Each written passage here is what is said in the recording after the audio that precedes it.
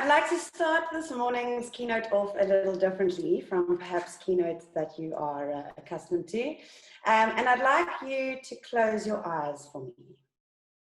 I would like you to close your eyes and listen to something. And while you listen, I'd love you to be conscious of the words and feelings that come to mind as you hear these sounds.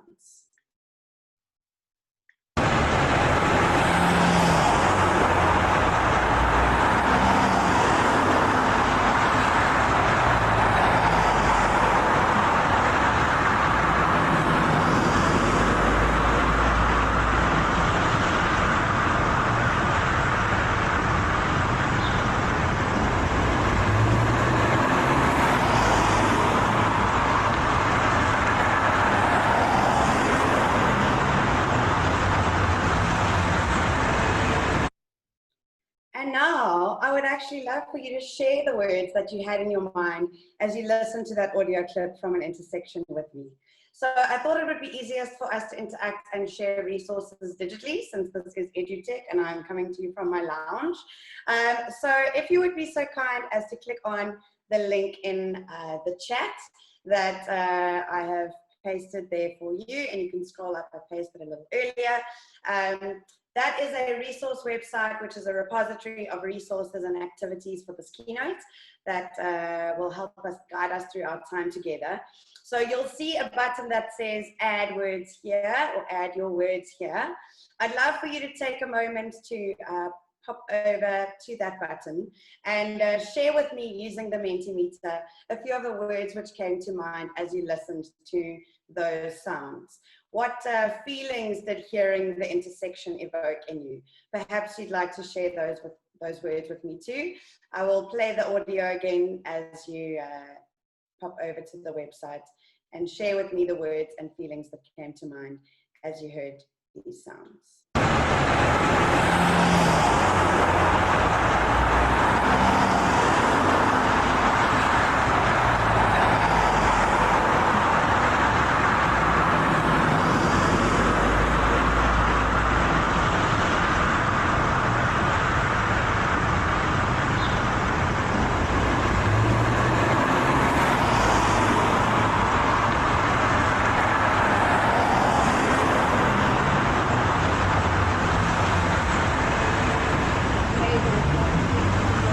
Coming through on my side, and please feel free to keep on adding more as they come to you.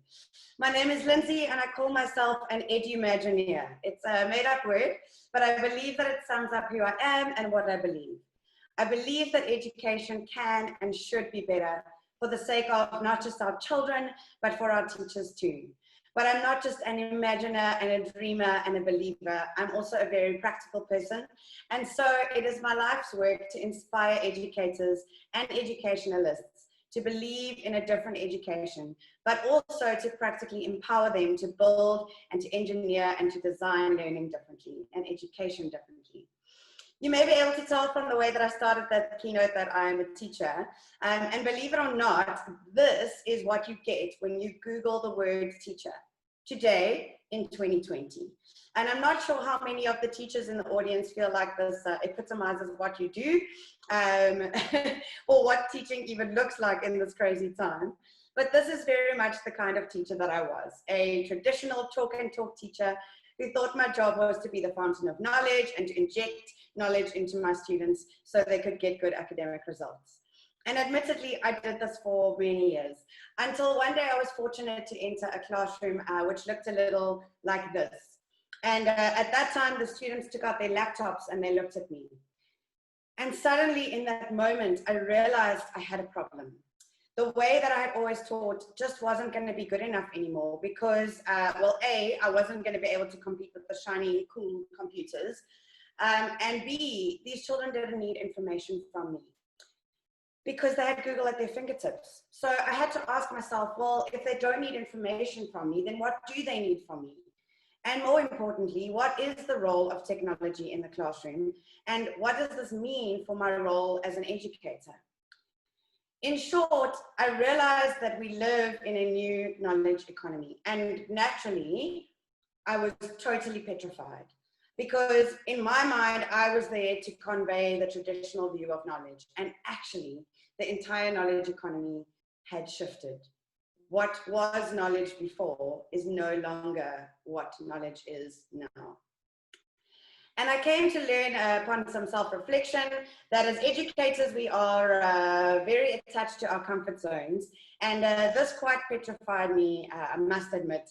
And if I look at the words that you have put in the word cloud, I'm seeing overwhelming, anxiety, chaos, busy, stress, right? Those were definitely the same feelings that I was experiencing in my classroom when I realized that the way that I had always taught was not going to be good enough anymore.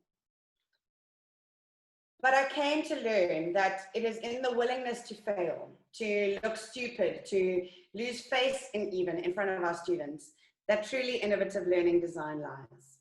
And I could talk all day about the shifts in the culture of learning that I experienced when I was forced in my own teaching and learning design to take a detour. But I will leave those for you to peruse on the website, where I explain the magic that I saw when I began to shift and move out of my comfort zone as a teacher. And I believe that truly innovative learning design lies honestly in when we are willing and brave enough to take a detour from the way that we have always done it. And I'm sure that you're identifying that those emotions that you've shared in the word cloud and our experience of all of us, of COVID and the impact of lockdown in schools, has really fast-tracked our teachers more into that place of absolute vulnerability. We have now found ourselves very rarely at the intersection of not knowing how to do things anymore, because the entire education landscape changed almost overnight. So in my own classroom, for me and my transformation journey, what became very clear is that innovation happens at the intersections. For me, it was at the intersection of education, technology, or even simply access to knowledge, and the very key human ingredients of passion and empathy. At that intersection, a very progressive, magical realm of innovation lies, where the previously impossible becomes possible. But what is innovation? And what do we mean when we're talking about innovation? And if this keynote is meant to be about innovation at the intersections, what do we mean by innovation? Well, my favorite definition of innovation comes from Jamie Notter, and he says that innovation is change that unlocks new value. The thing with change is that whilst we might appreciate the necessity of change, very few of us actually want to change. And when I think about change, particularly in educational institutions, I immediately think about the words of this legend. This is Rear Admiral Grace Mary Hopper. In 1944, she was one of the first programmers of the Harvard Mark I computer. She was also a US Navy Rear Admiral, pretty badass woman for the 40s, I think. And she had this to say about change.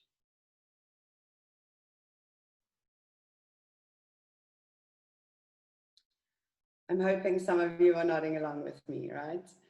So for me as a classroom teacher, it was the introduction of technology that necessitated an absolute detour in my methodologies and made me question my pedagogy. It made me always, or question rather, the way that I'd always done it. But I think that for many teachers today, as I mentioned, it's COVID that's forced us to detour. Almost like a burst pipe in the road or an accident scene, we've had no choice but to reroute our teaching. And I've seen many passionate and empathetic teachers that have learned very quickly on a very steep learning curve how to use technology and who have been incredibly innovative over the past few months. And I'm also acutely conscious that there are many of our teachers who haven't had the means or the resources to do so, but they have at very least seen or heard about the power of technology for teaching and learning. And so I think we find ourselves now at a very exciting intersection. And innovation, as I said, happens at the intersections. Now, I'm under no illusion that whilst you may have some teachers and colleagues who've adapted beautifully to the change at this time, you're probably also very familiar with hearing words like this and this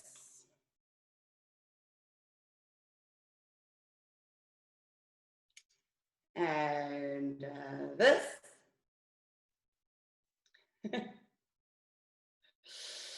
Right, familiar, hey? So in fact, you can find this and other similar resources at one of my favorite websites, which is ideakillers.net, also linked on our resource site.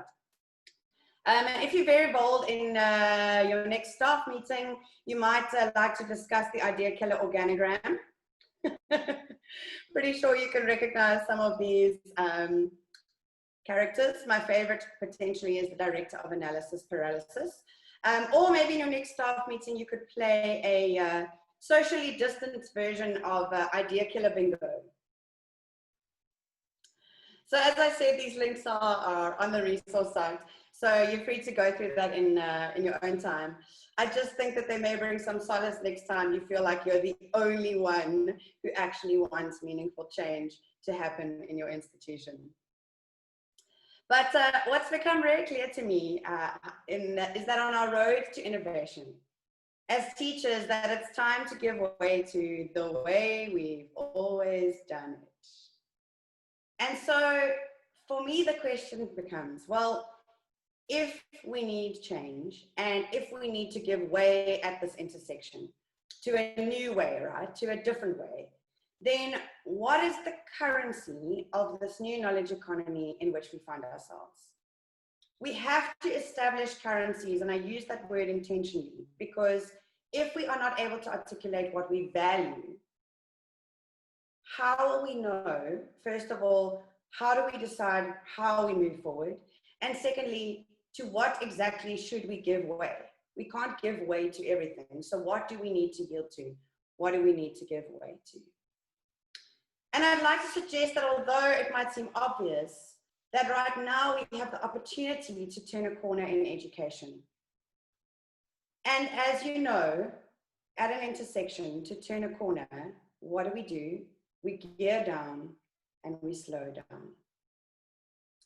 And I think we need to slow down and we need to yield to the heart of the education system, which is, of course, our children. When I was a teacher in the classroom, I realized that there was a massive problem with the way that I was teaching in my talk and talk methodology. And the problem with that is that the way that I was teaching was not meeting the needs of my students or the needs of the time and the knowledge economy in which we find ourselves. Because I was obsessed with teaching.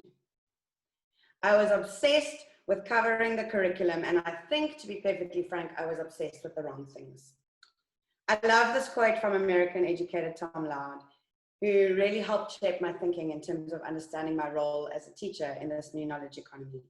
Because he says that we need to shift our focus to be obsessed with learning and why or why not learning has happened. And I truly believe that in this new knowledge economy, if we're asking ourselves, what is the currency?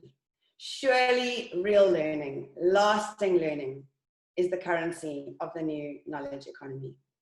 So for that reason, at Teach, Learn, Innovate, when we work with teachers, we choose to abandon the traditional language of teacher, educator, lecturer, those labels, and we choose to offer a new label as a way to reconceptualize the role of an educator in this knowledge economy. And so today I offer those of you who are teachers, educators, lecturers, a new title, that of Learning Architect. I believe that when we start to reconceptualize ourselves as educators and as educationalists, and use powerful language like this, what it does is it empowers us to make a U-turn, to change from teach, teach, teach, do, to think about how we might design education and learning differently for the sake of our children. I mentioned earlier that for me, my journey in innovation began at the intersection of education, technology, and empathy. But I think we often neglect the importance of empathy when we are designing education, when we are designing for change. And I'd like to suggest that the adoption of design thinking, which is an intentional process of designing solutions, is one of the key ingredients for driving meaningful systemic change. Now, if you know anything about design thinking, you'll know that it always begins with empathizing. Truly understanding the user for whom you are trying to solve the problem through the process of design. So I think if we think about the children in our classroom at this time, right, our users of the education system, the ones at the heart of it, our children function so very differently from how we function. And interestingly enough, if you read the research on Generation Z, it will tell you that they are deeply connected to the needs and problems of this world, despite the bad street cred that they may have for being technology obsessed. You see, Generation Z, the children in our classrooms, are more than just problem solvers. They are problem finders. Let me give you a quick example. So this is Natalie Hampton. Her parents traveled around a lot, and as a result, naturally, frequently moved schools, and she experienced the problem of being bullied, right? And not having friends who she could sit with at break time. And so at age 12, she connected her knowledge of technology with her problem. And she created an app called Sit With Us, so that children like her who were lonely or afraid or felt like they didn't have a space to be in their schools could easily identify open tables of friendly children who would welcome them into this space. To me, this is such an incredibly powerful example of what can happen at the intersection of technology, our Generation Zs, and the world's problems. But what do we do in our schools very often? Well, often we teach to the tests, we teach answers instead of connecting our curious kids to questions, and we give our students project after project. And then our teachers bury their heads in their hands when they're marking projects because, well, the projects we very often give our children are simply recipes. We give them the formula to get an A, and then they hand in their projects that look exactly like all of the projects we were given, have been given by all of the students over the last 5 years. So if we are asking ourselves then, what meaningful change, what innovation at the intersections looks like, and what the currency of this new knowledge economy is, right? If it is real meaningful learning, then I believe we need to start asking ourselves, how do we design learning? How do learning architects operate in this new knowledge economy? And I suggest that this learning design looks like asking non-Googleable questions, rather than simply giving students questions that they can Google. For example, if the goal is to understand the difference between healthy and unhealthy food, instead of filling out a Googleable worksheet, here's what a learning architect designed at one of our cross-curricular inquiry-based learning workshops for her grade 5 learners. So by creating a driving question, she designed a learning journey to cover all of the curriculum across 3 subjects for a number of weeks, and also allowed for the students to develop the necessary skills in this inquiry-based learning unit. The driving question was, are sandwiches the superfood of the future? And through a carefully architected learning journey, the students were guided to conceptualize and create their own superfood. They researched the nutritional aspects, they designed the packaging, the branding, the social media marketing of the superfood that they created, and then they pitched their product to a Dragon's Den-like panel of experts who would invest in the superfood that would provide the best nutrition in impoverished countries. This is just one example of the kinds of things that learning architects in South Africa and across the continent and the world are doing when they design learning at the intersection of technology, Generation Z, and the world's problems. Now, I don't think I need to go on any longer convincing you about the need for change in our education system. I'm pretty confident that you are here listening to this presentation because you likely already acknowledge the need for change. So for me, the question is then, if we are at an intersection, how do we navigate this intersection to construct this kind of education? How do we drive and design meaningful systemic change? And I believe that the answer lies partly in having the courage to build new roads. So here's the thing though, remember earlier when we spoke about how everybody wants change, but nobody wants to change themselves? Well, the bad news is that driving or leading the change isn't really a job that anyone wants to sign up for. The good news is, however, that we actually share, those of us who are courageous enough to drive change, very common experiences in the organizations, in the spaces in which we operate. So I'm wondering whether you can identify with this feeling.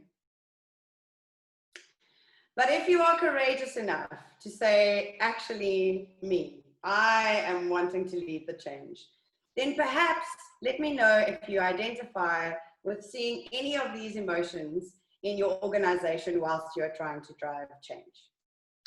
You can feel free to share in the chat. Have you seen confusion? And when have you seen frustration, anxiety? All of those things, right? Common symptoms, if you were, of change. Well, what you're looking at over here is in fact part of the NOSTA model for managing complex change. So these researchers have devised what I believe is actually a very helpful diagnostic formula for key elements of change, right, and of change management. So essentially, this model basically purports that when we have vision, when we have skills, when we have incentives, when we have resources, and we have an action plan, we will have change. But if we're missing any of those key elements, then that is why we don't get the results that we want in terms of change management. So if we are the people at the forefront, right, if we are inviting our counterparts to join us on a journey, if we are the ones who are driving change, who are navigating us through this intersection, perhaps let's explore what this means in practical terms, using the metaphor of a road trip. That might help us consider some of the key elements that we need to, for which we need to design to achieve effective change management. So if I'm taking my people on a road trip, right, a journey, for me, the key questions that we need to be asking are, where are we going, right? How far is it? You know, like, are we there yet? And what turn do I take and when? So I'm not sure if any of you have ever been to America, but actually the Americans design road signs quite interestingly. And I think in navigating the space where we are trying to make sure, do we have a vision and is that vision clear and shared? We can probably take some heed from the way Americans design road signs. They consider these three elements. Firstly, to lead change, to build trust, we have to make the destination clear. What is the vision? And specifically, if we consider our previous discussion on the importance of learning, what is our vision for learning in this institution? What does learning look like in our school when we get it right? Secondly, the distance. Are we there yet? Nobody tells you to join them on a road trip without telling you how far it is. So in practical terms, we want to get to a place where when I walk into a classroom, in this institution, learning looks like this. What are the characteristics of learning I might see? So the vision is clear and that teachers can reflect then and evaluate themselves accordingly. And thirdly, direction. In which direction are we going and what are we using to drive the compass of change in our organization? Because if my vision for learning, for example, is that learning is fun and interactive and problem-based in my institution, then the way that I choose my pedagogies, the way that I choose to use or not use technology, and the way that I design as a learning architect has to have direction and be underpinned by values and a clearly articulated vision. And I don't just mean that stupid statement on the website which nobody reads, right? And nobody knows. I mean a concise and articulated, internalized and shared vision. Right, so if we don't want our people to say that they are lost, we need a vision. What else do we need? Well, if I wanted to say to a teacher on a road trip, actually, I'm tired, can you take the driving seat? Or actually, COVID changed the whole world and now we drive like this and not this. We have to ensure that our teachers have the skills. How are we empowering our teachers with the skills to design learning and to integrate technology? And does the way that we develop their skills as educators, does it model the progressive pedagogies that we are trying to promote? Are we developing the educators' skills in a way that we would want them to develop their students' skills? Because without skills, we're going to have teachers who are understandably anxious. And we've seen that with the lockdown, right? Teachers who lack basic technology literacy were in absolute panic because they were not empowered to navigate that situation. We're delusional if we think that our skills development doesn't need to be watertight in order to drive meaningful systemic change. And then, of course, if we want others to journey with us on a road trip to innovation, it needs to be quite clear to everyone why I would want to come along on this road trip. Is there a holiday on the other side? Is there a tourist attraction? Is it going to be fun? Are there snacks? Very important. What's in it for me, right? And we can't deny that as human beings, our extrinsic motivation still plays a massive role in professional learning and therefore in educational change. So my suggestion is that to overcome the resistance of teachers, that we might start to think about things like the pedagogy of gamification and how we might gamify professional learning for teachers. How can we gamify skill development? How can we give teachers incentives that not necessarily have monetary value, but that really speak to the essence and the heart of a teacher? I think if we're not asking ourselves how we might incentivize teacher professional learning, then we're missing out on something. And if you want some help with your organization, then please pop me a message and I'll tell you all about the brand new Purple ZA, which puts purpose and people at the heart of teacher education through a gamified teacher learning platform. I guarantee you that your incentivization challenges will be severely diminished. And then, of course, we mustn't forget that if we want to go on a road trip, we need the resources. We have to have the petrol, we have to have the snacks, we have to have the divider in the back so the naughty children don't hit each other and drive their parents mad, right? We can't go on a road trip without resources. So if we're wanting to drive systemic change, we can't underestimate their value. And I acknowledge that this remains a massive challenge, but we can't expect our educators to enact change without resources. Their frustration will just end up being a massive barrier to the adoption of new pedagogies, new technologies, and to innovation. And of course, as romantic as it might sound to get in the car and go for a road trip to destination unknown, as we have established, if the destination is unknown, then A, we are going nowhere and probably very slowly. But B, if we haven't planned where we're going to stop, right? Where we're going to stay? Will we have enough petrol to get us from A to B? How long will it take us? Will there be roadblocks, speeding cameras that are going to ruin our holiday budget? If we don't have a detailed action plan as to how we're going to enact any change, we are simply going to land up with false starts. Now, I know that if you want to make COVID laugh, tell COVID your plans, and that none of us were able to plan for the emergency remote learning, online learning, distance learning that happened when lockdown ensued. But if we don't take the time to invest in regular strategic planning sessions with our leadership teams, involving our teachers, to carefully plan for every element of change, then my friends, all you'll have is false starts. Now, I don't need to tell you that when we are building new roads, roadworks are required, right? Construction is required, i.e. mess is required. And I'm not sure what your experience of building new roads and innovation is, but mine is not particularly pleasant.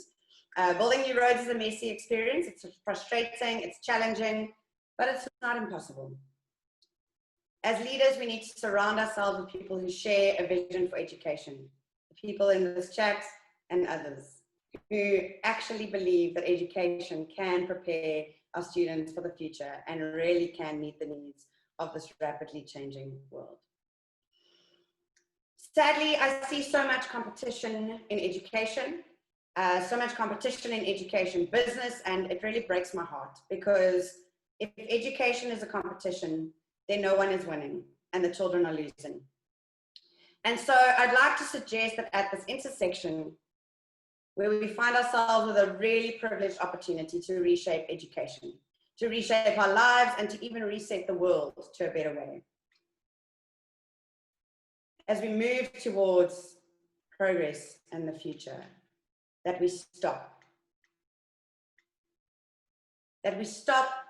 collaborate, and listen to each other, and begin to form truly transformative communities in education.